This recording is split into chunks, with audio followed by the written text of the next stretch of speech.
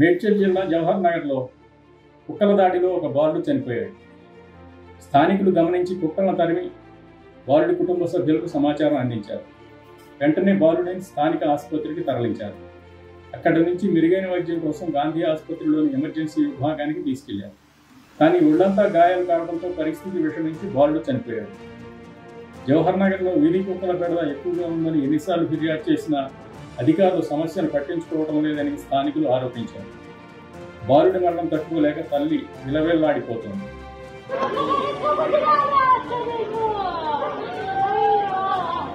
మరోవైపు బాలుడి మృతి ఘటనపై సీఎం రేవంత్ రెడ్డి స్పందించారు. వీధి కుక్కల దాడిలో బాలుడు చనిపోవడం తనను కలచివేసిందని అన్నారు. ఇలాంటి ఘటనలు పునరావృతం కాకుండా చర్యలు తీసుకోవాలని అధికారులను ఆదేశించారు.